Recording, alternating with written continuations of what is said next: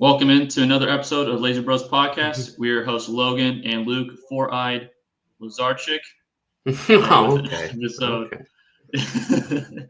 Today with an episode of our reactions from the first round of the NFL draft.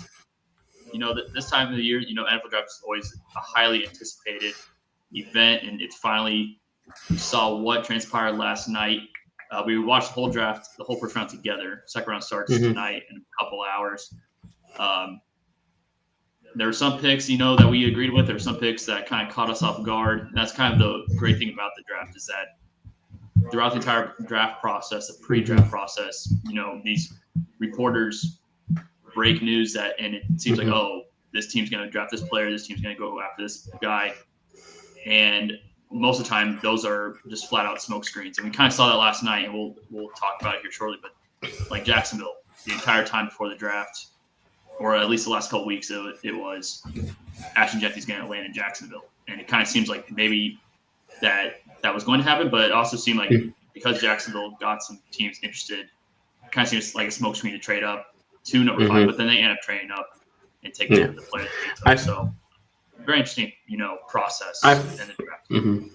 I feel like when you first hear, when it's like if you hear something that's new on the day of the draft, like 2 p.m. and like it's this new thing, like I think that happened with Baker. No one thought it was gonna be Baker, and then it was like 2 o'clock or 1 o'clock or noon, and so they're like, "Oh, it's gonna be Baker." I feel like those usually happen, and I think we saw it was around that time where it was the first time that someone said Jacksonville is looking to trade up, and that ended up being correct. And I feel like we're just gonna jump into that because that was kind of the biggest thing last night. Jacksonville trading away their second and next year's first and more stuff to move up 3 spots for Travis Hunter. And I like it for Jacksonville, but I understand it's a risk. And it's if Trevor Lawrence is not good next year, it just makes it that much worse. Yeah, and I get why they made the trade. I do think the pushback is it's a first-time GM, first-time head coach. They really haven't worked together at all. Like they worked together maybe for a few months now, and they make a trade of that magnitude, not knowing exactly where your team is. We don't know if Trevor Lawrence is a good quarterback. We haven't really seen it. We saw one good season, and then he's dealt injuries, hasn't been able to stay on the field, just had shoulder surgery this offseason. It's risky if you're bad again. I mean, Cleveland may have 2 top, and hopefully for that, they probably don't want 2 top 10 picks. But if next year they're bad again, you probably will have 2 top 10 picks. Maybe they will. If I had to guess, I would say both those teams will end up as top 12, top 15 picks at least. And that may be generous saying. They may both be bottom feeders again in the NFL. But I like from Cleveland's perspective, a lot. You pick up an extra second this year. They have the first pick of the second round tonight. I am going to guess they're going to trade that pick because now they have the 36th pick, so it gives them more flexibility. I don't think they're going to have taken a quarterback in this year's draft. I think they made this trade for a reason to get the extra first-round pick for next year in a much better draft class than this year. And really, when like GMs, they've kind of talked about that the second round is kind of the sweet spot of this draft. Towards the end of the first round, you may be overpaying on players that are not necessarily first-round talents. So that's why we kind of saw a lot of movement in the 20 through 32 range last night. Those teams were trading out of the first round because the second round is much more value, and those players actually meet the value of early second round picks rather than using a premium first round pick on them. No, yeah, I like what they're doing. I had the thought that they could trade the first pick of tonight and use that, and maybe they'll get a first next year or a fourth this year and a second next year, and just load up on next year even more. Because I mean, they could still do a lot of things. Like, let's say they still like Shedeur somewhat. You can end up with Mason Graham, a first next year, Shedeur, and then maybe Luther Burden. Like, that would be a great haul if you got that. So I like what they did. I still like what Jacksonville did. It's a risk, and I feel like they have to know it's a risk. But I mean, I'm going to assume Travis is playing a lot of receiver next year. Him and Brian Thomas. I mean, that should be possibly the best young receiver duo in the league if you're talking about players on rookie contracts. Yeah, I know his goal is to play both sides of the ball, Travis Hunter. I Mhm. just don't think it's realistic, especially at NFL level. Your career's probably be pretty short if you're playing that many snaps. I don't expect him to be in both wide receiver and defensive back meetings. I just don't see that really happening. I think what's going to happen, and I think this is the right move, is for him to play receiver more and then play situationally at corner because I think you can get the most out of him playing receiver, and I also think it helps Trevor Lawrence's development as well. You have now two probably wide receiver ones, arguably, on the same roster with him and Brian Thomas. So I mean, if I'm let's Jacksonville, I'm playing him mostly a receiver, and then like situationally play him a defensive back. yeah. If But when you say situationally, I mean, I'm still playing him like at least 30 snaps on defense. I'm not playing him like no, 10. yeah, no. I would sprinkle him in. Of course, I would say like what you were saying, But 25, I'm 30 doing snaps. more than sprinkling. I'm doing more than sprinkling. I'm doing like fourth quarter.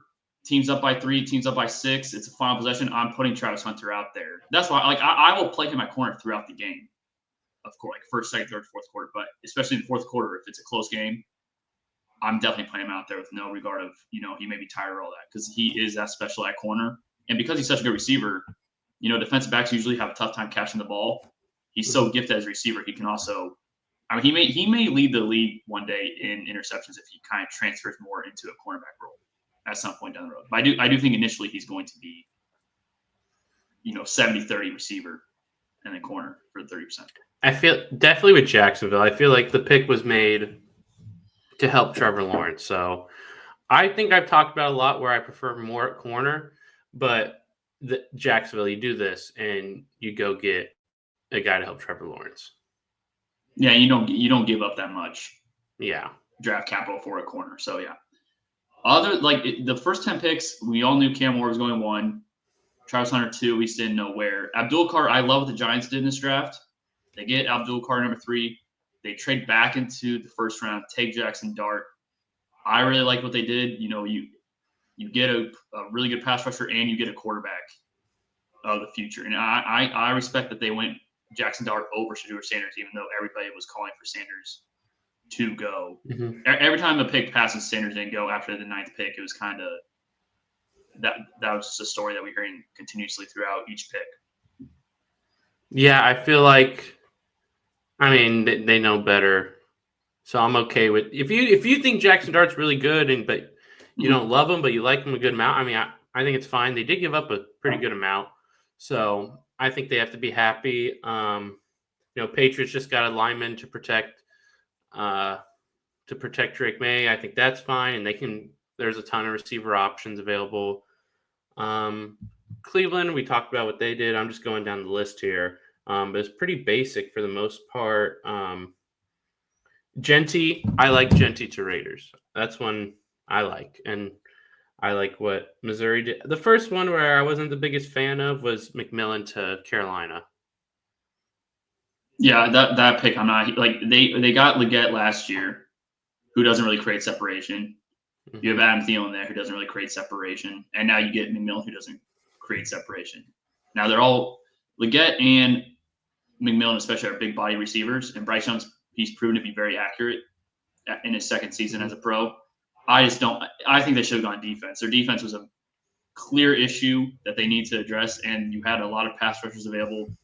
I would have liked to see him go after Jelon Walker, who I think a lot of people had, Carolina going after, ahead of the draft. But I really didn't like what the Panthers did in the first round by getting McMillan. And I'm not as high on McMillan as a prospect overall. So to begin with, I don't think he deserved to be a top 10 pick. Yeah, I don't think so either. I remember I saw him play against K-State, and he played well. And he played against Jacob Parrish, who's going to be a second or third rounder, I think. But that's because he's more athletic. It's not like Parrish was dominating college. Mm-hmm. Yeah, and the stuff about, like, obviously we don't know, but the stuff about how much he loves volleyball, and, I mean, you can love another sport. It's not like loving volleyball is different than loving if you love basketball or baseball. But then, like, overall, the stuff they're saying about just his passion and work ethic, and that's something we don't know for sure. But if that's bad, then you already know you're messed up. And yeah, what you said about the fit, they need like a speedster, honestly, Matthew Golden, he would have fit them much better. He would have fit them much better. And I also think they have so many holes on this roster, and they don't have their own second-round pick this year. But they do have the Rams second-round pick. They do. I would have, if you're not going to go defensive player there, I would have traded back and accumulated more draft capital. I think they tried, but I guess they liked McMillan, and so they didn't want to. Maybe someone else up there they knew, like the Cowboys or something like them. Yeah, I was definitely surprised that they took McMillan there. I was actually, that was the first pick where, outside of Jacksonville trading for 2, that was the first pick where I was not expecting that at all. Like, I don't think anybody really had them even drafting off. Like, I think even if they don't draft a defense player, I think, or an offense player, I don't think, or a defense player, it doesn't mean that they have to necessarily take a pass rusher. But I just didn't. I don't really get the thought process of that pick. They traded back into the first round last year to get Xavier Legette. I just don't think that team building, they needed defense, and that was one of the picks. There's a lot of picks in this first round I wasn't a fan of, but that was one that may be my most, like, the least pick that I like the most. That was some very interesting wording, but I got what you meant. But no, yeah. I mean, yeah, I didn't love it. Or like the least. Yeah. Yes, I didn't like Loveland to the Bears either. No. They could have just. I mean, here's the thing: they do have 2 second-round picks because they have that Panthers pick, and I'm looking right now. It's 39 and 41. Yeah, so they can mess around. I mean, maybe Mike Green and maybe Will Johnson. They're still talented people. Hopefully for them, they'd want receivers to start going here early, and it seems like people are tweeting about that there's going to be a run on receivers. So that's their hope. But I just felt, I mean, now it's just Caleb Williams. I mean, you have like everything. You have everything. You can't mess up. You just can't. Yeah, and Ben Johnson in Detroit ran a lot of 12 personnel, and then he'll have that same opportunity with Cole Kmet and Loveland now. Bears, I would have gone past. This is another team I would have gone pass rusher or offensive tackle. Now, Kelvin Banks was the pick before them, and there's a big drop off at the tackle position, so maybe they didn't feel comfortable taking a tackle at the top 10 that didn't warrant that type of draft grade, which I totally understand. But I would have gone pass rusher to get somebody offset Montez Sweat. You're in a division with Jordan Love, Jared Goff, potentially J.J. McCarthy, really good offensive lines. I would have got another pass rusher if I were the Bears in that spot. Mm-hmm. I think I probably would have too. Even though the thing is, like, I like Jalen Walker more than like Mikael Williams. Walter Nolan could be an interior pass rusher. I'm fine with them not taking a tackle. They sign a lot of guys. No, and that's what I'm saying. After that point, if Kelvin Banks was there, I would have pushed. That's somebody I would like to see the Bears draft, but he was already off the board after he went to the Saints. I don't think Banks is going to be. I mean, he really struggled against Georgia, and I don't know. That's like your big game, and I don't like Banks a ton. Obviously, I'm not watching the film, but I don't know. I just wasn't a fan. And then Tyler Warren fell to Colts, which, like, I like the fit, but man, they also. You have like 4 receivers. You have Taylor, you have Warren, Anthony Richardson, Dalen Jones, whoever ends up being the starter. I mean, I know the O-line won't be as good, but you don't have a lot of excuses there. But that's another weapon for them.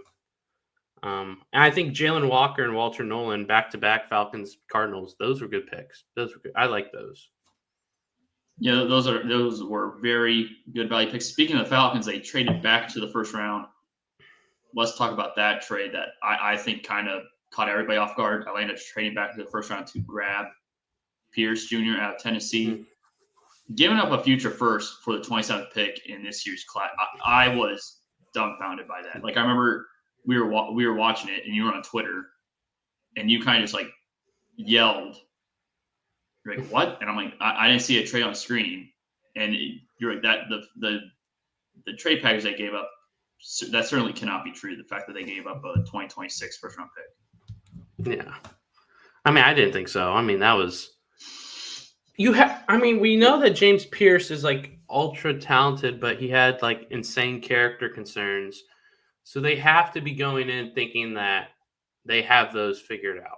And also you have to look at it like they thought him and him and Jalen Walker were like neck and neck. And like the hope has to be they're neck and neck, but we took the edge for Jalen Walker over Pierce because of character. But it was just a lot. I mean, I don't mind. Like, I actually think it's great that they got 2 edge rushers. It's just that they traded that many picks to go up to 27. I don't think you would have to give that much to go up to, especially in this year's draft. And you never really see teams give up a future first for a pick in the 20s. If it was a premium pick like top 5, I kind of get that. Like, to get the 27th pick, and Rams also get an additional pick for next year.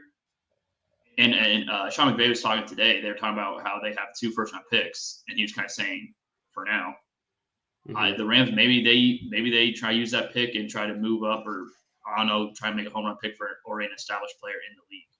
But I think Rams won that trade. I think the teams that traded back in this draft are major winners. Like Cleveland, major winner. I think Rams, even though they didn't make a pick last night, that's a big win to get an extra first-round pick. I think Houston. Yeah, like they traded back with the Giants, and they already traded Larry Tunsil this offseason, got, I think, an additional second, additional third from Washington as well. They have a lot of mid-round picks in this year and next year's draft. So I think if you traded back in this draft, there's a lot of positives of doing that, especially in a draft class like this. Trading back, it's kind of seemed like the move. Like, we saw the pick. We saw the number 2 pick get traded, and the next pick that got traded, I believe it was 24, which was Houston. I believe that was the next. 25. 25. Okay, 25. But yeah, like, I think teams weren't looking to trade up, and it kind of goes back to my point earlier about the sweet spot being the second round. I think a lot of teams prefer to be drafting the second round today rather than the first round last night. And there's a lot of players that actually slipped into the second round that we weren't really expecting. Like Will Johnson slipped into the second round. I wasn't really expecting that. I think teams are worried about that knee. Yeah. I read something today where people think that knee could be, a chronic issue. So, I mean, I remember I loved Caleb Farley. I remember I thought he was going to be really good, and he had the back, and he got drafted by Titans. I remember thinking, oh, that's a steal, and I mean, he just hasn't been never on the really field, panned out. I think he was constantly hurt. So. Yeah, but there's Mike Green, but we'll see what happens there. Obviously, we'll get to Shedeur at some point. Everyone's talking about Shedeur. Nick Manwari, really good safety. Donovan Izuraku. How do you pronounce Boston College pass rusher? Yeah. I'm not even going to try on the last name. I'll just let you just know he's Boston College edge rusher. Yes. Donovan. Yeah. But yeah, there's some good talent, and I think there's going to be, like, we mentioned the Texans. I'm just here looking at the picks for the second. So it's Browns at 33, and I think we've seen that they may trade it. But Texans at 34, I feel like that's a lock for a receiver, right? I think if Luther Burden's there, they may take him. And I know I texted you earlier that I think Browns are going to get Luther Burden at 36.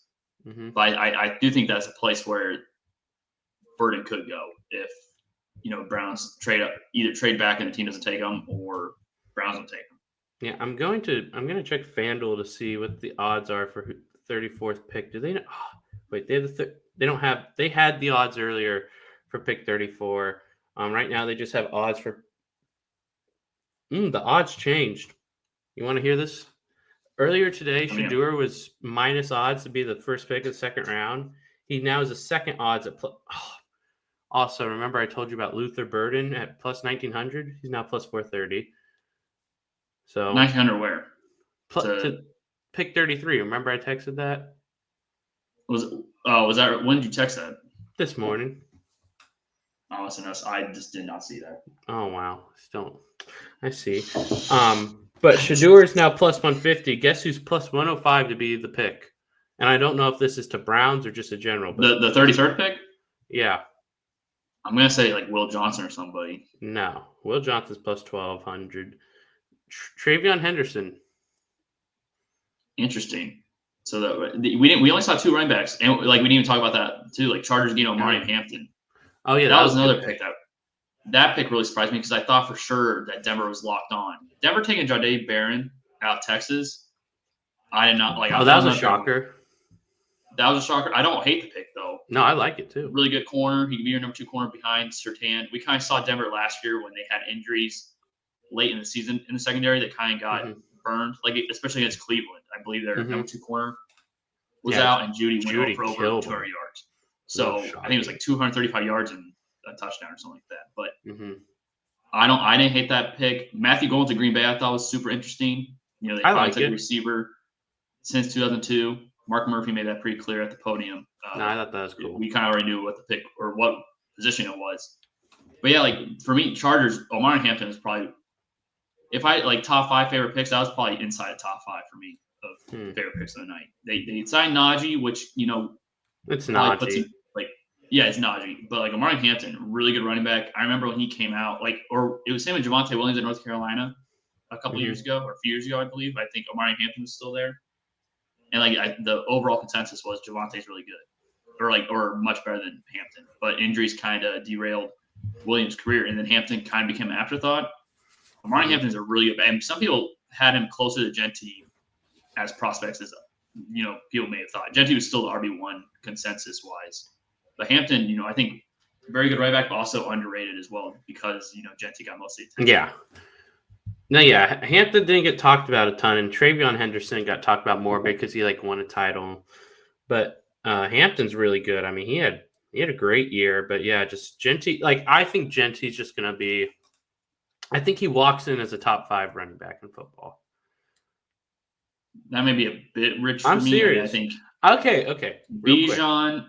But I think he could be better than the Bijan and Gibbs. I'm just going to say that right now. I think he could be better right now. All right. I think that's a bit rich, but so I mean, yeah, I'm really high on Gentry. But the 2 guys who I say you can't put him ahead of are Henry and Barkley. And if CMC's fully healthy and he didn't deteriorate, then CMC.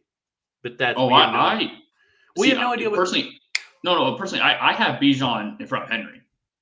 Because when I look running back, it's not just I know Henry's had a great career and he's longevity. He's 30 years old, still dominating. I'm still putting. I take the pass catching, into consideration on taking these running backs. I would take Bijan over Derrick Henry. I just trust Henry more. I just trust Henry more. Yeah, I would put Gentry ahead of Bijan and Gibbs. Larry, I think he does what Gibbs does, but he's bigger, faster, and stronger. And Bijan, I really like Bijan. I think he's been. I mean, we thought Bijan was going to be what I'm talking about right now, but I think Gentry's so good. See, the thing with Bijan, I think the reason why he kind of started slow is because the quarterback play. They Desmond Ritter back there and then Kirk. But I remember them. Once Michael Penix took over, you really saw Bijan Robinson break out, and that's why I think. And this is actually, I think it's correlates pretty well. You were talking about we didn't think, or Bijan's a player we thought. Bijan's player right now is what we thought we were going to get right away. That's kind of same storyline for Saquon Barkley, but it wasn't Saquon Barkley's fault. He was on a terrible offense. Well, Saquon, his rookie year was already the second best running back in football. So I think that's our third best. That's true, but Saquon Barkley didn't become an afterthought. But I was like, man, this guy for a second overall pick. The production it's pretty disappointing. But then you see him go with the Eagles, and he leads the league in rushing. Should have broken Eric Dickerson's record. Helps Eagles get to the Super Bowl, win a Super Bowl. I do think Bijan. I would have Bijan as top 5 back pretty clearly. Gentry, though, to your point, I think Geno Smith. He's a quarterback that really needs support around him. And when you give Geno Smith a really good run game, you're really going to see him, take off. And they have Brock Bowers.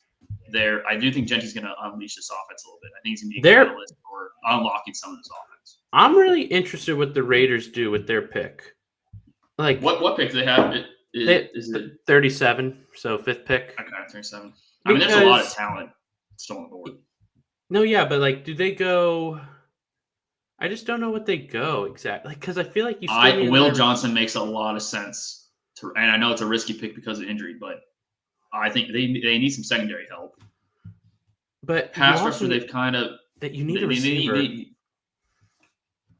I don't think their top 2 picks are going to be running back and receiver. I think but especially with Pete Carroll, he wants to run the ball and he wants to play defense. I think if Will Johnson's still there at 37 for a player who I think a lot of people thought would be 10, 11, 12 range, like 49ers and Cowboys, that kind of seemed like a spot where he could go. At 37, I think you have to take the risk. Do you know? And with Pete Carroll in that culture, that really makes sense. And maybe they go and they invested a top 8 pick in pass rusher a couple of years ago. The Texas Tech pass rusher. His name's slipping my name right now, but Tyree Wilson. Tyree Wilson, yeah. And they kind of went for trades over production. I do think Will Johnson makes a lot of sense there. Well, do you know who they're minus odds to take? Shedeur. They're minus 240 on FanDuel. Yeah, and you work Tom Brady. At that point, though, that's not like we haven't really talked about Shedeur, but that's another like he's slipping that much. That can be a value pick, for a team who needs a future quarterback. Geno Smith's definitely not long term solution. Probably a 2-year window with him. I get that. But back to and we kind of been moving all over the place. But back to the Hampton and Chargers, they kind of lack that explosion, that explosive play ability. He had 45 runs of 10-plus yards last season with North Carolina. And he can also catch the ball in the backfield. I think that's kind of what they need. They kind of need somebody that can produce plays. Because last year, you have Justin Herbert, who has elite arm talent, but it was really a lot of dinking and dunking down the field. There wasn't, a lot of throws out of the field. So Hampton, like I said, that was probably one of my favorite picks of the night. Getting a running back who probably should have gone a pick earlier to Denver, and you get him at 22 to help your offense. So I really like that pick. Denver, I know we're talking about the AFC West, and we obviously got to talk about our Chiefs at some point with what they did. But the AFC West teams are so interesting right now because also Denver, they need a weapon. So they're at 51. That's a lock to be receiver, running back, tight end. I don't know who it is. I would go running back. They need who's it? I think it's just best player. I think it's just best player. See, here's my thing. They lost Javonte Williams, who isn't even that good, who led the team in rushing with 500 something yards last season. He only averaged 3.8 yards per carry. It's pretty bad. Or I don't know if it was even that. For me, running back, that's the obvious pick for me. Running back. I mean, maybe they love their running backs right now. They don't have anybody. I know, but it's a stacked running back class. It's a stacked running back class, though. You maybe wait for that for round 3. Because, who do we think Travion Henderson's going to go? He's probably not going to be there at 51. Junkins, Caleb Johnson. I feel like Junkins is gone.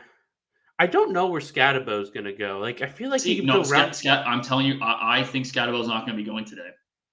I could also see him going I could see him going in the first 10 picks today, or I could see him falling to round 5. If he goes the top 10 picks, though, so do you think he goes in front of? No, I'm just saying I could see it happening. I don't think it happened. If you see in that scenario where you see it happening, do those other 3 running backs we mentioned? Okay, well, no, Henderson probably goes ahead, but I could see him going ahead of Caleb and Junkins. I could see that. Oh, see, I don't see it. I wouldn't do it, but I'm just saying I could see it. I think there's a drop, and this is why I think they go running back. I think there's a drop off after Caleb Johnson, Junkins, whoever you want to. I don't know, dude. Let's state of Kansas some love. Devin Neal and DJ Giddens. Those guys are good. They're good, but there's definitely a drop off after Junkins, Henderson, and Caleb Dylan Johnson. Sampson from Tennessee, he was really good. I don't know, man. It's stacked. There's definitely tiers, and Henderson maybe in his own tier, or if you want to put all 3. But those 3 players that I mentioned, they're definitely in a tier tier 2 of these second. I mean, sure, but I think there's a bigger drop off in the receivers. I think so. No, okay, and that I didn't make that point. If Burden goes before 51, but it doesn't. Are you really going to Burden? Invest? There's other receivers. I know there's Jay Higgins, who's got a lot of. I like both. I like Noel too. I like Trey Harris. I've seen some Kyle Williams stuff from Washington State. I don't really know much about him, but I've seen that be a thing. I saw a clip of him. He burnt Travis Hunter when they played against each other. Oh yeah, I did see that. But I feel like there's a drop off. And meanwhile, running back. Maybe I have this Big 12 bias because I was covering Big 12 football for a couple years. But RJ Harvey at UCF, that dude's good.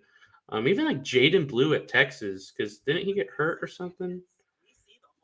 He did get hurt, but I also don't think he was not as good as we thought he was going to be this season. And I know the whole Texas offense kind of struggled this season, kind of disappointed. Mm-hmm. I know they made the college football playoff and all that, and I think a lot of it was because of Quinn Ewers. Mm-hmm. But the skill position players really did not, meet. I know, but I still. I like Trevor Etienne from Georgia. I think the Virginia Tech guy is supposed to be. See, all these guys you're mentioning, I view as drop-offs from the top 3. I think the drop-off at receiver is way worse. And then if you go to tight end, let's say Denver wants a tight end. I mean, see, I still find every list ridiculous. I know I'm not watching film, but I don't care. Harold Fanning should be the top tight end. I don't care. That dude. No, they signed Evan Ingram. I don't think they're going to go tight end. You're probably right. But I wonder what odds would you give your hypothetical like DraftKings FanDuel odds that Denver goes receiver, running back, tight end, one of the 3 positions in second and third round because they have 1 pick in each. See, defense, I feel like defensively, they've kind of filled out that side of the ball. I don't really think they have a whole – maybe they go another edge rusher, but I don't think you necessarily need one.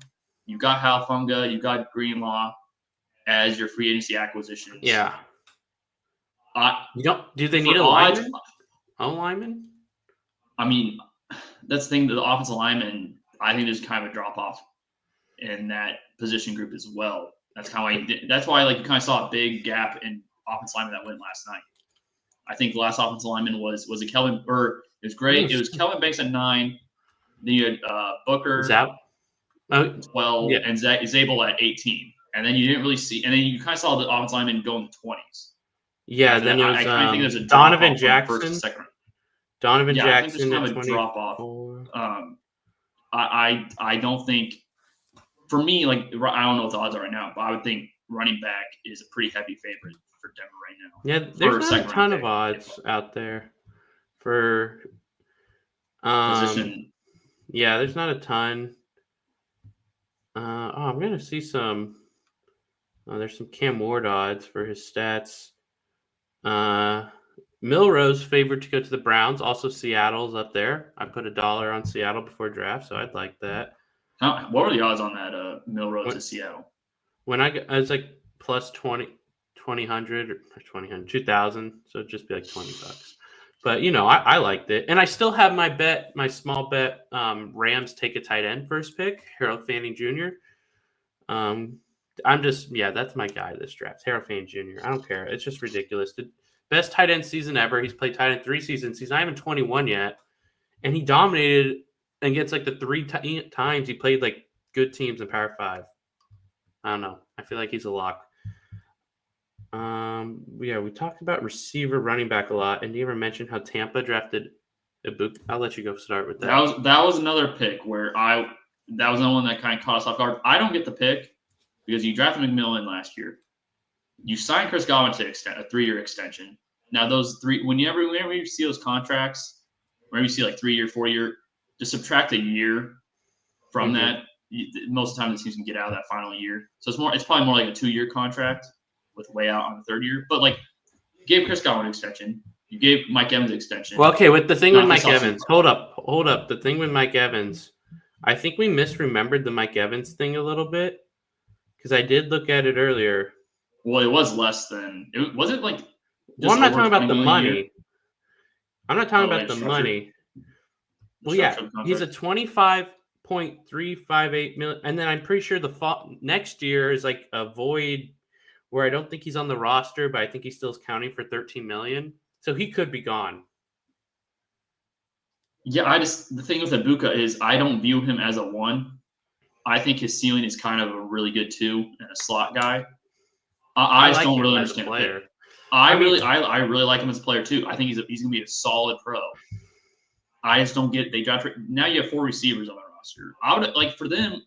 You could trade Mike Evans, save $7 million. They're not gonna trade Mike Evans. I'm just saying you could. I think Mike Evans is gonna retire Buccaneer. Well, no, but he has 1 more year on his deal. That's what I'm saying, though. Are they really gonna give him another extension? No, I don't think so. To be honest, he's not retiring. No, but maybe there's a drop off. Maybe he just falls off a cliff. And I know it's ridiculous to say right now, but a lot of times we see the receivers kind of fall off a cliff suddenly. And he's over the age. He's older. He's 31, 32. But you just said you think he's going to retire a buck. I'm not saying I'm saying he could. Like he could. There could be I don't think it's going to happen. But it's hard for me to envision him playing anywhere else. But like I that pick, I was not a huge fan of that pick either. And maybe they just felt like he was the best player on the board. Couldn't really pass on the talent. Didn't really like any of the pass rushers on the board, and the remaining linemen on the board. You could trade Mike Evans. I'm just gonna say it. You could trade Mike, and you don't lose money if you trade Mike Evans.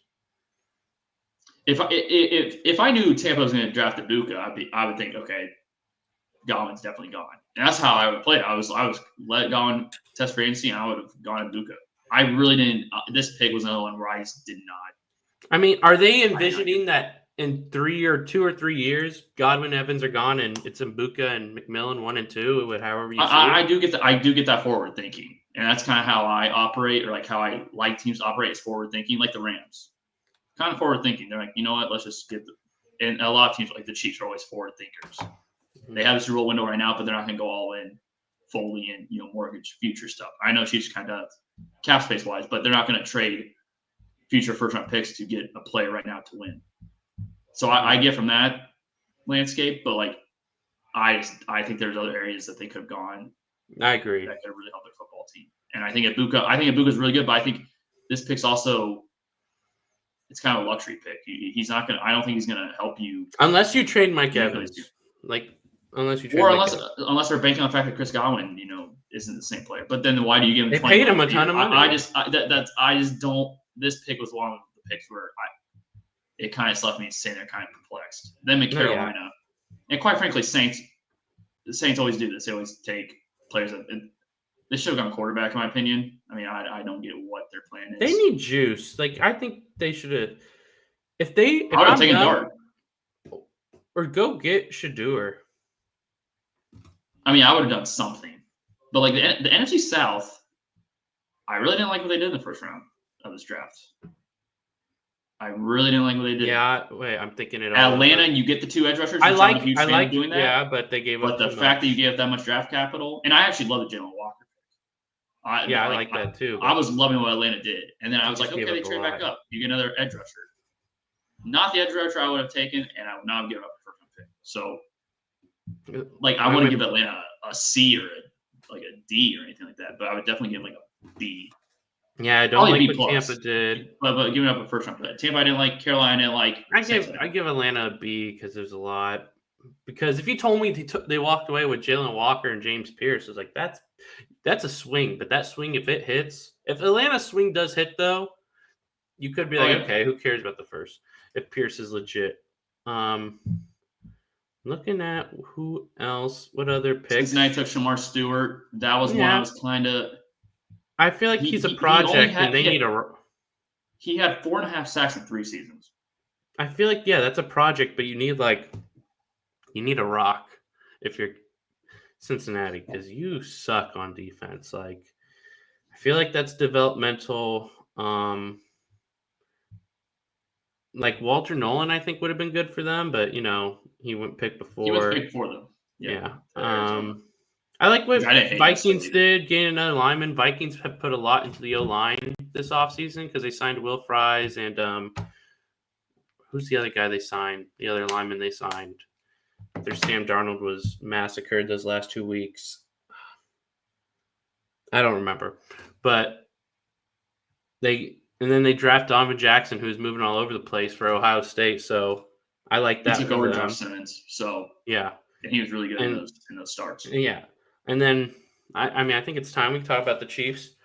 Chiefs pick Josh Simmons. I traded back and got a free 5th. I like it. The Chiefs didn't have a 5th entering this draft, so I really like that deal. Josh Simmons only allowed, I believe, 1 sack in 2 years at left tackle for Ohio State. And I know this season he only played 6 games because of a torn patellar tendon. But I think if he didn't suffer that injury, there's a lot of people that think he was going to be a top 10 pick entering this year. Mm-hmm. And the Chiefs, I think a lot of people are also saying that he could potentially be the best tackle in this draft if healthy. Health is really the main question, and there's some character issues. Not, massive character issues, but there are some there. But I think health is the main, kind of knock on Josh Simmons. But I think this is a great pick by the Chiefs. And if he pans out, I mean, you probably have your long-term left tackle in play. And it sounds like it's going to be a 3-person race for the 2 spots. between Taylor, Simmons, and why am my brain blinking on our side? Jalen Moore. Yeah. So that'll be Yeah, interesting. I think Taylor may get pushed out of the starting lineup. I really do. We'll Because see. if Simmons is really good at right tackle at San Diego State, I think ideally for the Chiefs, they want Simmons at left tackle and Moore at right tackle. Yeah. I think that's ideally what they want. I mean, that could be what happens. That could be what happens. Because if Simmons outright wins the left tackle job, you have to feel pretty good. Well, if Simmons wins, if it's week 1, they're like, hey, Simmons is starting left tackle, I'm going to just be like, please, can this be the one? Because we never get the tackles right. That'd be awesome. Honestly, we haven't replaced Eric Fisher. And, I mean, he was the first pick. He wasn't first pick material, but he was a solid left tackle.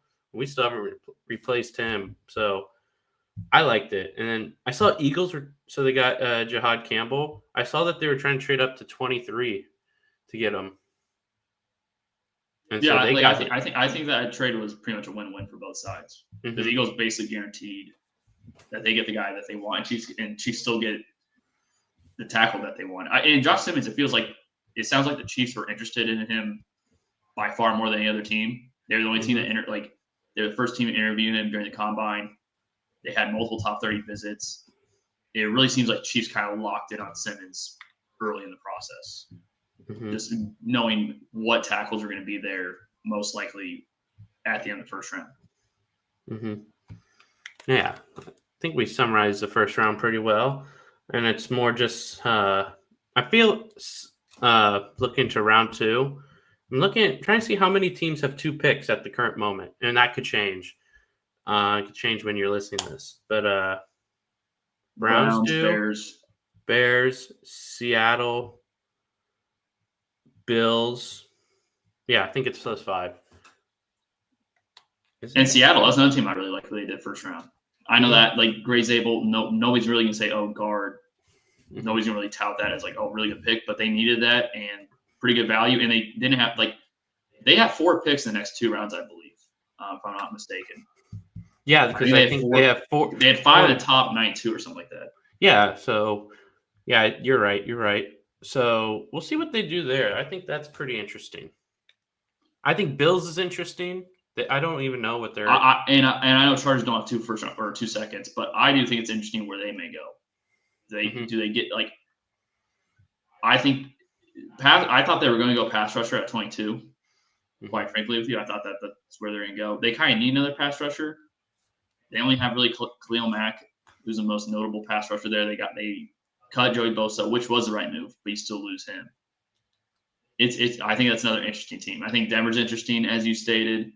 I think Vegas could be potentially interesting because if Sanders is still there or if they trade up for him. Second round today, I think the second round today is going to be very active. And usually second round, especially early portions of the second round, is where we see the most action, most movement. I think you could see players also traded. I think you see George Pickens trade today, Breece Hall traded. Maybe a surprise player trade. I do think second round is going to be really active. And usually that's where, teams trade up into this top second round to get their player that they want. So that kind of slipped out of the first round. So I'm actually looking forward a lot to today and the second round because I think the second round could be potentially you may see teams get better value today than yesterday. Yeah, I agree. It seems like that day 2 is the day for this draft. And it starts for us, it starts in an hour, 38 minutes. Yeah, by the time you're listening to this, it may be already started. Hopefully, see how well we predict stuff. Yeah. There's a lot going on. It's a fun draft. It's not like the most fun draft ever, but it turned out to last year was so fun. I mean, last year we know defense matters, but offense is just fun. And I think the top 15 picks were 14 offense 14. or top 14 were offense last year. Who was the first defensive player? It was why am I blanking his name? It was a Colts pass rush. UCLA. Latu. Then there's a little run on defense. And I feel like, we're going to get a run on. I think today is receiver running back day. Yeah. I saw that Schefter said that Tyler's slow. We didn't talk about Shedeur a ton. I think it would be interesting. I think the draft analyst did. I think they covered that last I night. mean, they I heard enough about Shador all night. I mean, we could do brief. Like, I saw Mel Kiper talk about Sanders for like 9 minutes total last night, even though he wasn't picked. It reminds me of John Gruden with Johnny Manziel. I know you remember that. I do remember that. Yeah. I remember our dad he doesn't watch it a ton, but I think he was watching that with us, and it was annoying him too. Because I remember he was talking about. Because John Gruden said he should have gone first overall, and then yeah, each and every pick was like, take Johnny Manziel, take Johnny Manziel. Sanders is definitely a better prospect, and I think more level-headed than Johnny Manziel. But I totally agree. It's the same kind of buzz of like really popular college player. He's Deion's son. No, I think he could be good. I think he could be good. I think he'd be actually very solid. I just think teams kind of pass on him because I don't think there's a high ceiling there. I think he'd be very productive, very solid. I just don't know what his ceiling. I think the Saints, if they let him slip past 40, I think that's kind of dumb. If it's the Saints pick and they pick some corner, I'm just gonna be like, these idiots. Like, just go. What were your thoughts on? We didn't really talk about Sanders that much, but what were your thoughts on Steelers passing him and taking Derek? That was wild. Derek Carmen, he had that really sad. I think his mom was in the hospital, but I think she was icy. Sad story there, but it's cool she saw him get drafted. But that was wild. I thought it was Sanders. In my gut, I was like, okay, it's gonna be Deion's son. Like, he's gonna go. Shador's gonna get picked. To be honest, I would have gone Sanders there. Right now, you have Mason Rudolph. No, I don't love Sanders, but if they went through the process and they're just like, Shador's not our guy, then Shador's not their guy. Okay, but Jackson Dart was also there, and maybe they weren't. And then they didn't like Dart either. Then, but what I saw Schefter said, like, the Saints like Dart more. The Giants obviously like Dart more. The Browns like Dart more. Seems like a lot of teams had Dart, but I still think Saints, like, the Saints just need juice, and that is juice. Like, and you'd have your two tackles because they have their other tackle position solidified, even though Banks replacing Ramczyk. But like, then you'd have something there, and you could stop talking about Derek Carr. So if I'm them, I mean, usually I don't like to think like, oh, for juice or to get. But like, just go get Shador and take a shot. Because if it hits, you look like geniuses. Yeah, I think Sanders. I think Sanders is a pretty safe pick today. Like, I think he goes within the top. Yep. He should go within the top like 3 or 4 picks. I think teams that are up there should go get him, or teams that want to trade up should go. But not in top 3 or 4 picks. Okay, you can argue Browns, but then it's Texans and Titans. Okay. You can argue Raiders. Like trading up. Yeah, Raiders. Browns, Saints at 40. I think Jets at 42. What if Seattle just says, screw it, we have 4 picks in the next 2 rounds. Let's just trade up and have him sit behind Darnold for potentially. No, they could do that. They could do that. I put $1 on Shador to the Colts before the draft, so I wouldn't hate that. A Colts quarterback situation is so. No, but what if the Colts? Bad. What if Shador's sitting there at 45 and like Chris Ballard's like, I kind of like Shador. I think the thing I just think I don't know.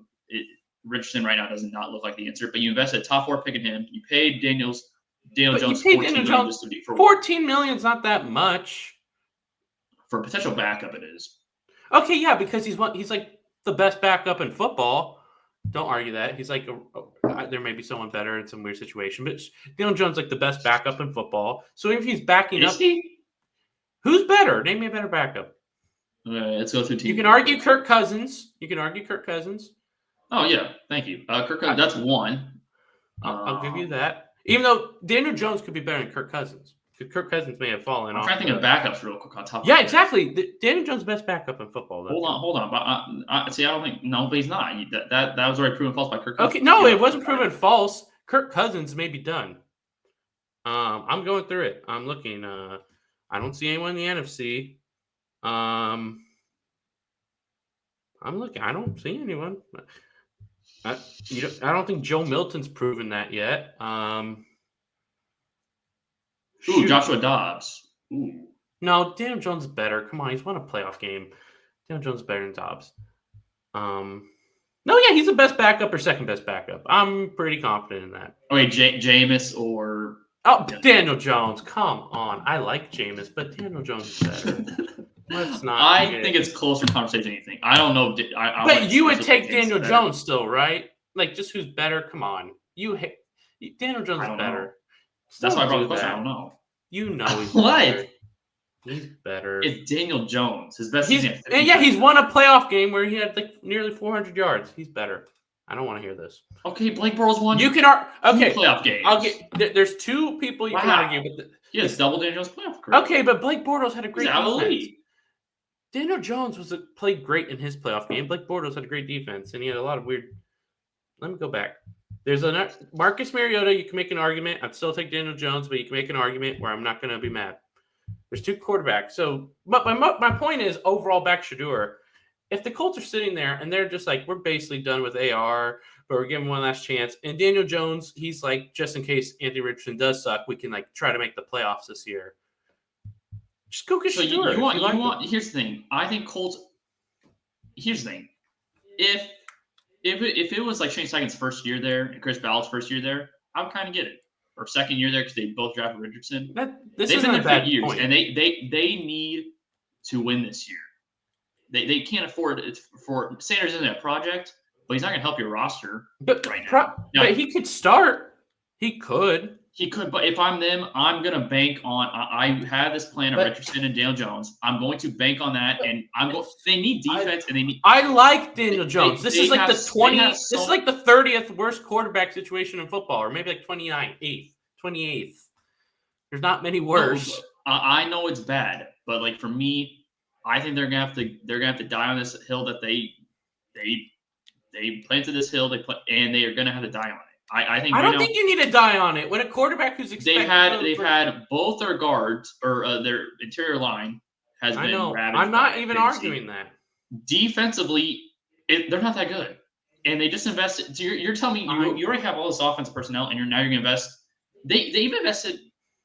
They have like 5 weapons. It's because he fell. No, I understand that, but you already have 5 weapons. I'm going defense, or I'm going interior offensive line. And honestly, this is the system that fits Shedeur. These guys are fighting their job. Sanders is the last player on my radar from the Colts. What if you like Sanders, though? What if you did some eval and you're like, he's pretty good? What if you like him, but you're not going to do it for Anthony Richardson and Daniel Jones? Then they would have already traded. They would have already traded. No, that's not. That's not true. No, not for first round. No. I think they could I think 30. If they really liked him. The 33rd pick of No, okay, but then so no one likes Shedeur is what you're saying. I'm not saying that. No, that's what you're saying. I'm saying circumstantially, the Colts should not go for it. But and that's not what I'm saying. But they have so many other needs. But that's why. But this is you're arguing. I feel like you're making the points against your thought because I feel like that Shedeur, if they're to take Shedeur, he has to fall in their lap because of the situation. They don't trade up for him. He falls in their lap. So I think your point is wrong. What pick do they have? 45 or 7? 45. You think he's going to be at 45 or 47? It's possible. It's 45. It's possible because, okay, let's say there's no trade-ups. Browns could take him. I think you're valiantly defending this because you want the money and you bet on it. Partially, I never would have thought of it in the first place. No. I really think it is because you love Daniel Jones and you have defended him for years. Now all of a sudden, if you like if they like Jalen Milroe and they thought he was a first round guy but couldn't take the situation, you do it. So we're at Jalen Milroe and Anthony Richardson. That's a possibility. No, obviously, I'm just saying a quarterback's name. My God, I'm just saying you're overdoing it. I'm just saying quarterback's name. Tyler Shaw. Jalen Milroe, Richardson. Tyler Shaw. You like him. Oh wow, a guy who another the Colts should not trade up for the Colts should not trade up for Shedeur. But if you do like him and you're like, man, I think this guy could be pretty good, take him. And also, it's a Shedeur system. You just spread it out to all those weapons, and even though he'd probably be not great in the pocket, I think that would be a disaster. Yeah, they'd have no protection. Tyler Warren can block a little. They have no defense, no protect. They gave up 48 points to the Giants week 17 when they were fighting for the playoff spot. No, I understand. I'm just saying if you really like the quarterback, it's a quarterback-driven league. Drew Lock. I'm not saying. Did you look at a better game than Daniel Jones ever produced for the Giants? Daniel Jones had a 300 yards passing, 77-yard rushing, 4 touchdown playoff win. Logan, Drew Lock has never done anything close to that. You are a Drew Lock or a Daniel Jones fan. You memorize stat lines. Because we've argued about this 20 times. Of course, I know that game. That is ridiculous. I know that. The only stat line I remember is when he had 15 touchdowns and 5 picks and like less than 4,000 passing yards, and they gave him $40 million a year. That's a stat line. And he rushed for like 700 and rushed for like 8 touchdowns. So add those touchdowns, and he won a playoff game. Did they overpay him? Yes, but they should have accepted his fifth. Yeah, they should have accepted his 5th-year option. And they lost. They should have accepted his 5th-year option. They screwed up. They just tagged him. No. Or accepted his 5th-year option. That's like $25 million. No. You decline it and you tag him. You thought after 3 years. Why would you decline it? It's less money if you accept it. So you thought after 3 years he deserved to have the 5th-year option exercised. I liked him. So yes, I would have done it. I would have done it. No, I know you liked him, but like, my God, don't act like he had any help his first 3 years. It was I really think your argument for this is Joe Judge, Logan. Judge. You want to win the bet, so I think it's why. Yeah, if you didn't have the bet place, this would be a thought. I'm still just making. I'm making an argument for most teams, Logan. I can also make an argument for the Jets. Yeah, circumstances. That's what I'm saying. Yes, the Jets make a lot more sense. The Jets. Yeah, I agree. They make more sense, but the Colts can still make sense. No, but I think Colts make no sense. I'm saying Cowboys if you like them, Arizona if you like them, Dolphins if you like them, Seattle. If Dallas, that's not a team. Dallas, if you like them, Dallas. They have so many. Hey, also I like the Dallas pick actually. People are complaining they always draft good linemen, by the way. Like, they just don't miss. Yeah. So like Tyler Booker, future Pro Bowler, All Pro. I don't know. We talked about that too long.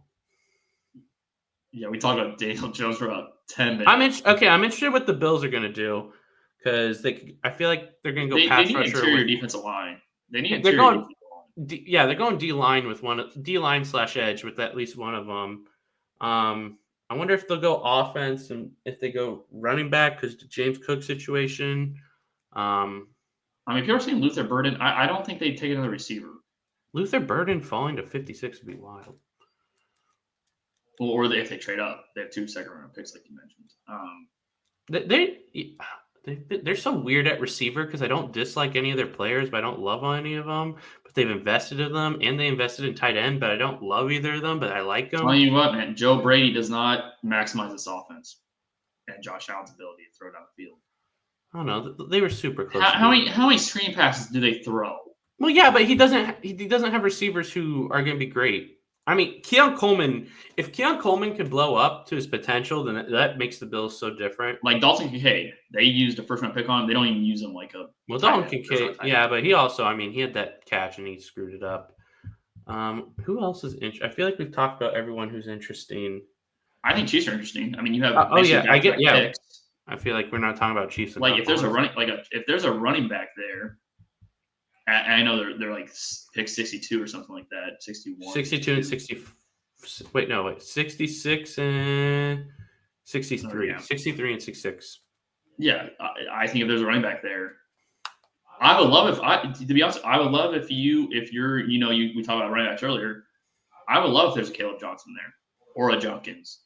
I do think Trayvon Henderson's going to go really early. I think people who are saying the Chiefs should go after him, that's just not going to be possible. Can I make the Chiefs with one of those picks are taking one of the Kansas. They're taking Neal or Giddens. No. Dude, Giddens is good. Trust me. I watched that guy in person. Give me Junkins. You know who Giddens actually reminds me of? Junkins won't be there. Junkins won't be there. I don't want to trade up. I think he could be. Okay, you know who Giddens reminds me of? Every time I thought of this player, he reminds me. And I think he's better. But he's actually a former Chief. Darrell Williams. They run like. Oh, he don't you dare. No. He's better. I'm saying if you look at how they run. Yes, but Giddens, I get what you're saying. How they run. I just stated before that he's a better player than this. Yeah, okay. Darrell Williams kind of did everything at an okay level, but he did everything. Giddens can kind of do it. Like, he can catch. And I don't want another hometown pick, man. I really don't. Giddens is good. Trust me, I'm telling I had you. to see a Chiefs draft FAU for no. Okay, well, hey, I said I wasn't the biggest fan of that pick. I know. I'm not saying that you were. Giddens is big. I've seen him. He used to when he first started, he was just like the big bowling ball for Deuce Vaughn. But like, he started juking people. Like, he can juke. Second best vertical jump. Second best broad jump. He ran a 4.43. Oh no, give me Giddens over Neal. Giddens is. And do you know what I like about Giddens, man? He's just covering him, dude. All he does is fish. He just fishes. He plays some pickup basketball. He's not gonna. Giddens won't get in any trouble. He's just gonna go fish. He loves to fish, man. He's a very quiet guy, but yeah, I want DJ Giddens. Pick 66, DJ Giddens / Neal, but I prefer Giddens. I would love Junkins or Caleb Johnson there. There's no way they're available. I think they could be. I want Giddens over Scatterbo. I think Giddens is going to be a better player. I don't want Scatterbo at all. He's basically a Pacheco 2.0. He's a better Pacheco. I think he's more versatile. They run the same measurables. They both run super hard. But I like when I see a player perform in the big spotlight against a team that's way more talented, and that's what he did. Matt Miller has his pro comp as James Conner. I guess that's probably like Scatterbo's ceiling. How's there no pro comp for my boy DJ Giddens? If the Chiefs use a second round pick on Scatterbo, I'm actually going to be upset. Chiefs, I think, are second highest odds to draft Scatterbo. Oh my god! I hope that was on DraftKings. They're third highest on FanDuel.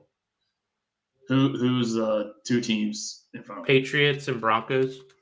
All right, Patriots, Broncos. Take Scatterbo, please. And then there's Steelers and Cowboys and Washington are all tied with the Chiefs. I do not want Scatterbo. And Arizona. I don't think he's a bad player, but I just don't. I see another Pacheco. He's better than Pacheco. No, a better Pacheco. They both run super hard, can both catch, but they're both I feel like they're basically the same size. Both 5'11", 6-footish, a little over 200 pounds. I think Scatterbo runs harder. I think he runs harder. I think he's more athletic. I think he's just better. You tell Dad that. Well, the thing is, like Dad, if you run harder, you're gonna get hurt. So that's true. That's true. I don't think so. I'd also take Harold Fanning because as I said, that's my guy. Dude, he broke all the tight end records, and he had I'm just gonna do this right now because I feel like I've mentioned him, and then I haven't mentioned the games in which let's look at this, brother. Texas A&M, Penn State. We already know this. Yeah, okay, but I'm gonna say them out loud. Oh, also Arkansas 9 for 135. Penn State 11 for 137. Was Arkansas any good this year? They're still Power 5. I'm just showing that. I know, but I'm just saying Power 5, man, and those are. Didn't Ole Miss beat 62 to 10? These are still, and then were they the ones who beat Oklahoma? Oklahoma. Oh no, Oklahoma beat Bama. But A&M 8 for 145 and a touchdown. So in 3 games against Power 5, he averaged 9-point-something catches, 138 yards, 39 yards, and 2/3 touchdowns. And he's been playing tight end. I just think. And he's been playing tight end for 3 years, and he's 20. He's still 20. He's like the 4th youngest player in the draft. Just how is this guy not going to be good? I just don't get it. Some people, I think you can look at all the measurables and be like, what? And it's just this dude's going to be good. And that's just, he's going to be good. Do we want to shift over to the NBA at all? Or yeah, we can make that a little, we can go kind of fly through it. Go series by series. Yeah, let's go series by series. So let's start with the Eastern Conference because let's just get that out of the way pretty quick. Yeah. Celtics Magic 2-0. They play tonight. They didn't even have Jason Tatum last game.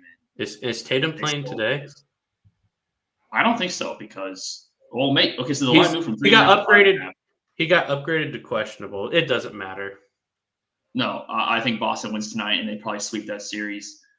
I really think in the Eastern Conference, the one series actually 2 series, but Pacers, Milwaukee Bucks. I had Pacers winning 6, potentially 5 games. Yeah, I think I screwed that one up. The Bucks just they don't have a lot of depth. It's only Giannis.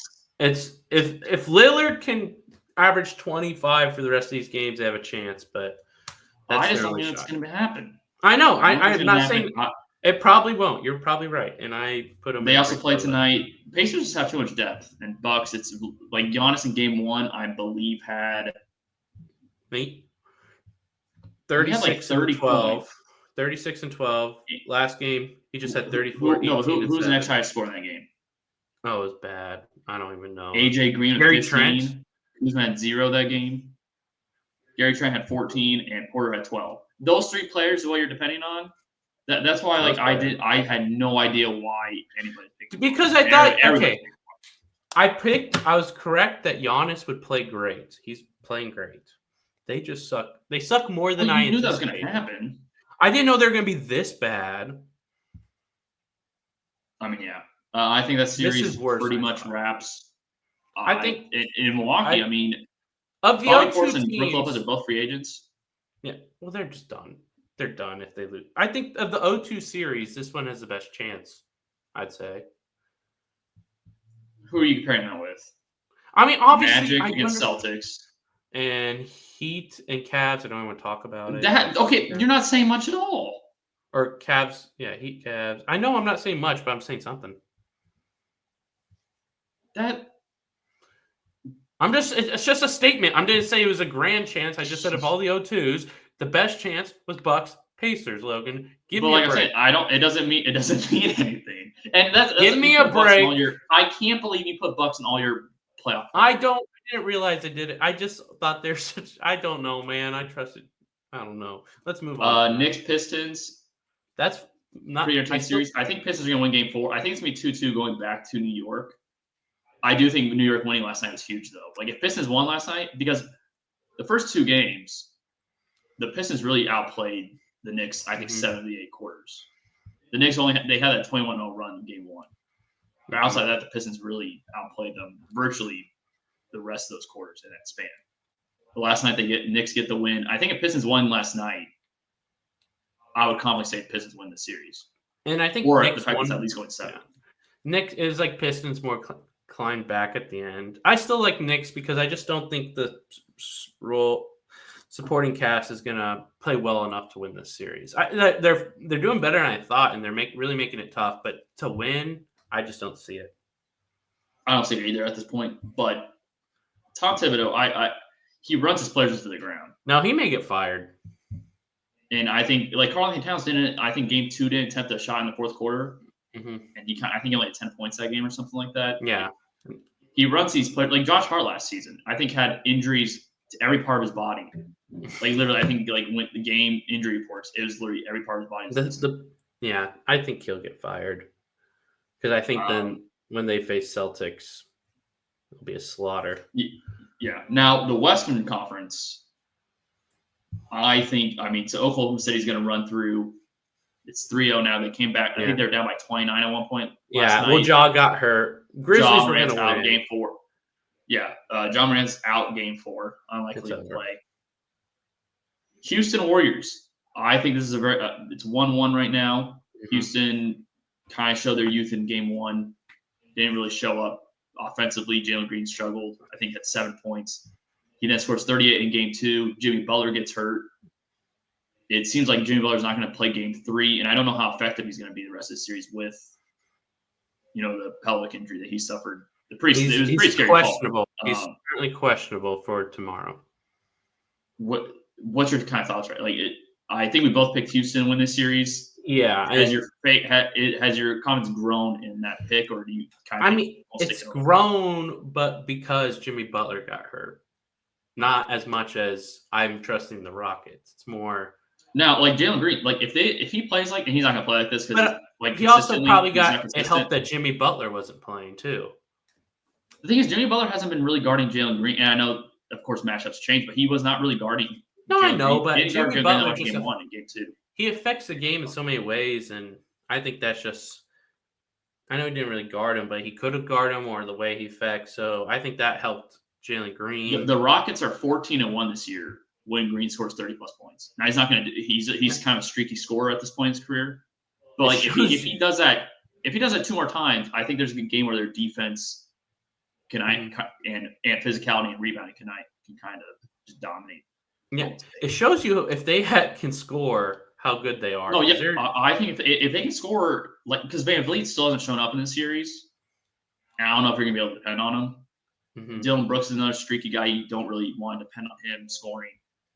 But like Amen Thompson, I think if Amen Thompson could develop just a mid-range shot, nah, he needs. I think he'd be. I think he'd be so good because like free throws are like shooting in general is a weakness in his game right now. But defensively, really good athlete. I mean, he's gonna get you all the rebounds. That defensively, he's really good. I think if Houston's offense shows up, I think they win the series. But they cannot afford to let this series go to Game 7, even if it's in Houston. I don't think they. If it goes to Game 7, I'm taking Steph and Jimmy. I think if Jimmy Butler's healthy, what's your right now at this point? Jimmy Butler was so good in Game 1. Okay, Jimmy Butler at 80% because I don't think he's gonna be 100% the rest of the series. I think it gets to a 7th game, and then at a 7th game, I'm taking the Warriors.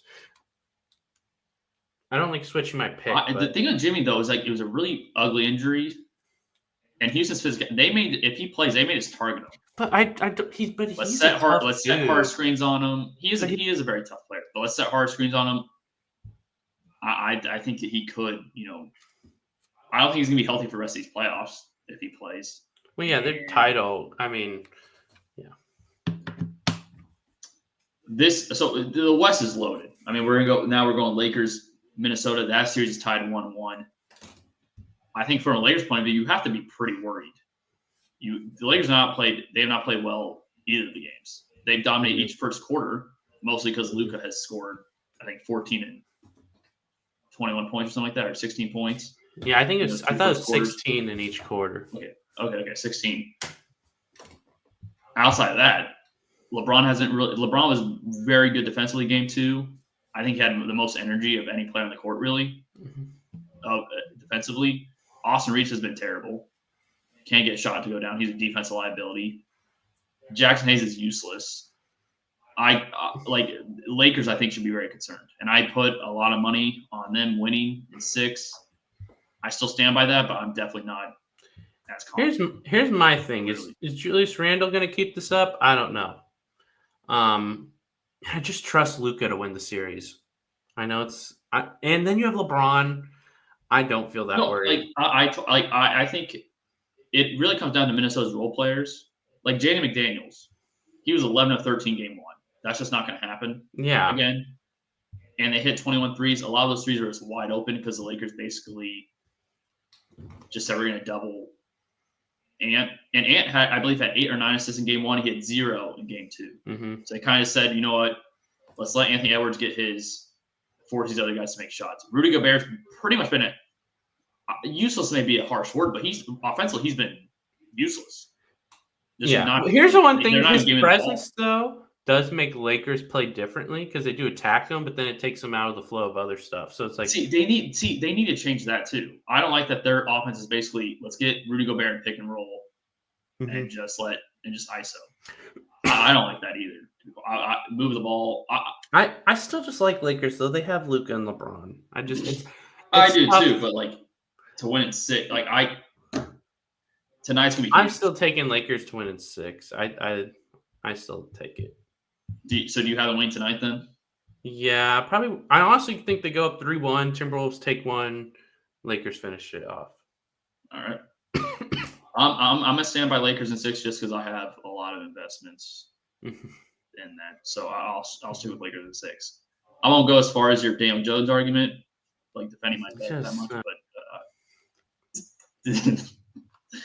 last series we'll talk about. I think this is kind of looking towards a really good series. It still could be a really good series, but last night the Clippers dominated the Nuggets.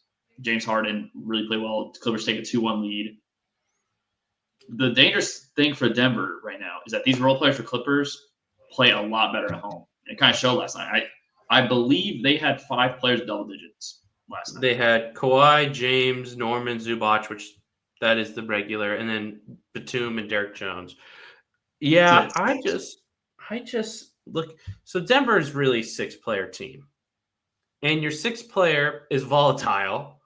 And Westbrook, I love Westbrook, but he's volatile. I feel like if you're a Westbrook fan, you can't admit that he's volatile, then you're nuts. And he got hurt.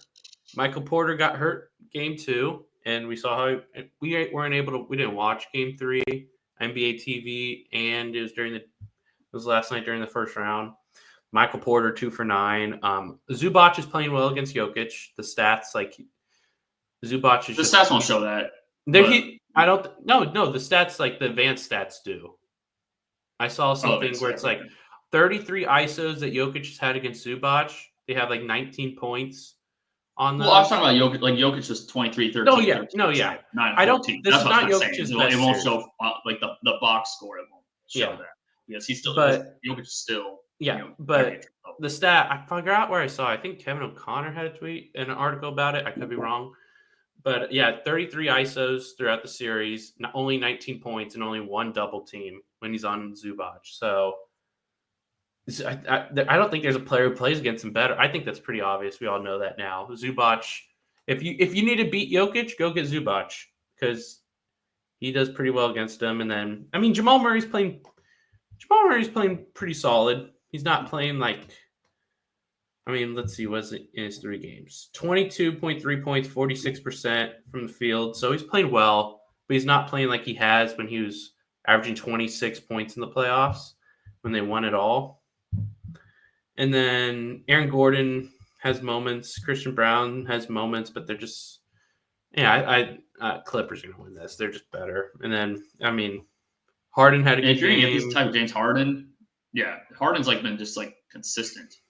And usually he's pretty bad in the playoffs. Or kind of. This is why Denver needed Westbrook because you just need the boom and but a bust. But it's your bench sucks. Clippers won by 34 points last night. Yeah, but your bench sucks. Peyton Watson, he just plays defense. Jalen Pickett, he's just too young. Hasn't played enough. Strother's too young. Hasn't played enough. DeAndre Jordan he's done. They don't have done. I don't, and who knows what they're going to do in the offseason.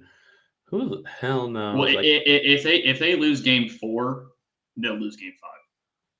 I think the team. I don't know. They have Jokic. I don't want to just automatically say they're going to lose game 5. They still have Jokic. I know, but I think the circumstances of coaches fired, GM, they're kind of entering we don't know what's going to happen offseason. It's wild with Jokic. He's averaging 26, 11, and 12. On 53%, and we're he's not playing fantastic. That's wild. And 2.3 steals a game. But we know. No, that's why I said, the box score, you would think Jokic. Yeah. Just if you told me that was his series stat line before the series started, I'd be well, I thought wrong about the Clippers because I did not expect James Harden to play this well. Kawhi that Kawhi game. That Kawhi game, but game first 2. 2 games, he had 15 of 19 for 39 points. And he gets his spot. I think he hit how many threes he hit that game? 5? 5. Yeah. That's the problem. If a player cancels out Jokic, if Harden or Leonard have a game where they're canceling out Jokic, it's over. Even though Nuggets almost won game 2 somehow. But I think Nuggets, their defense, Kawhi can just dominate anybody. Is any player besides Jokic safe in the offseason? I even think Christian Brown isn't fully safe because maybe you trade for an older guy and you have to use Christian Brown as a piece. I would have Jokic as safest. I would have Brown as second safest in terms of not being traded. Then Jamal or Aaron. But I would see. I don't know who's going to trade for Gordon though. He's kind of older player. I know he offers still a lot to the team. He's not too. He's 29. But also, no, Gordon's probably not playing better anywhere besides in Denver because he fits so nicely with Michael Porter Jr. I think he could be, if he gets traded, that could be the last that you kind of see of him because I do think he kind of Michael Porter. You got to trade for another. If you're trading Michael Porter, you're taking a shot on someone. Okay, who would you rather have? Okay, how would you do this? This is going to sound stupid, but Michael Porter, this is not 1-for-1. I don't even know. But you go get Chris Middleton. That's Chris Middleton can get his own shot. He's only on a 1-year deal. You get rid of the long-term. Chris Middleton has completely fallen off, I feel like. Let's look at his stats. Let's look at the stats. He gets to play with Jokic. Luke, he was traded for Kuzma. You give me Michael Porter. No, I know, but in the playoffs last year, do you not remember Middleton in the playoffs last year? Last year. Yeah, but just listen. Okay, well, he's on the Wizards, but he was efficient. He didn't. Yes, he got traded for Kuzma. Can I just make the case because he was hurt and they needed more defense, even though the Nuggets need defense. But I don't hate it because I feel like you could get even more possibly because the Wizards could say we're taking, even though the Wizards, Jordan Poole, and Michael Porter on our team is funny, but you get this guy who in a playoff game, a third guy who can get his own shot. Hey, I'm just coming up with ideas here, man. Someone needs to save my. I'm not trading. My boy. Although Michael Porter's not, he's been pretty disappointing. I'm not trading somebody of Michael Porter's potential for Chris Middleton. What potential? He's not gonna be anything special. He's a good player. That's what potential is. We don't know. But no, he's not. Do you think he has this high ceiling above what his 18 points a game? I think it's a higher ceiling than Middleton. So yeah, but Middleton in a okay. If you have 5 minutes left in a game, and Zubac is playing good defense on. Give me any. I'm Jokic. saying, give me anybody. No, let me list. 5 minutes left against the Clippers, and you have Zubac playing good defense on Jokic and Kawhi guarding Jamal Murray. I would rather in that situation have a Chris Middleton over Michael Porter because Chris Middleton has done it, and he's done it big. He's done it big. The dude has hit big shots. I don't know. I still like Chris Middleton as a player. And I think you get stuff in return besides Chris Middleton, too. I don't know. I just don't think I would. I don't think I would. It would be a risk. It'd be an insane risk. But what if you get, I don't even know what you get. Somehow get Marcus Smart in there, too. Add defense. Go get Marcus Smart and Chris Middleton. Boom, I just solved it. That's my trade. That's my. Yeah, it's not like simple. The Nuggets don't have picks. They gave them all away to trade away Reggie Jackson, and no, that's Logan. That's it. You go get Marcus Smart, and so that's defense, and he has been in big playoff games. You get Chris Middleton, that's shot making in big playoff games. Boom! I just solved the Denver Nuggets. As much as I want to agree with that, no. If you can get Michael Porter and Zeke Najee's on a bad contract, Michael Porter, Zeke Naji for Middleton and Marcus Smart, they are better next year. And if not, their contracts are done, and then you have money to go sign someone for Jokic. I'm so smart. Anything else you want to brag about or talk about before we close out? I don't think I have too much bragging these days, but I'll brag about that. Travion Henderson is now minus 140, and Shedeur is now plus 430 to be a 33rd pick. I'm going to go see Accountant 2. I'm going to wait to do that until the 10:30 showing. I don't want to miss this. You're going to see it at 10:30? Yeah, it's Accountant 2. It's going to be awesome. Ben Affleck, John Bernthal. Because I don't want to miss the second round. I'm okay with missing. No, I get that. But the Lakers game's also 8:30 tonight. So look, I gotta watch my movie, man. You can see it tomorrow. No, I want to see it tonight. And I can still watch most of the Lakers, and maybe LeBron and Luka have dominated, and I could still look at my phone till like 11 because it takes half an hour for a movie to start. Okay. That's going to do it for our episode today. Luke's going to go see Accountant 2. I'm going to go watch Round 2 here in about. I'm watching Round 2 with you. I know. But the way you said that was as if I'm not. I'm just trying to be creative with Accountant 2, Round 2. Just trying to be creative. Maybe thank you for messing up. We're going to now go watch Round 2. Or not now. We still have 7 minutes. We can redo that if you want. All right, that's going to do it for our episode today. Make sure to subscribe to the channel. Follow the channel, give us the like button. Also comment in YouTube comments if you like us to talk about anything else. And we also post these on Spotify as well, so you get a listen on there as well. But with that, we will be back next week, probably with most likely Round 2 of the NBA playoffs preview. I'm expecting some of these series to be wrapped up by then. But until then, we'll see you guys. Peace.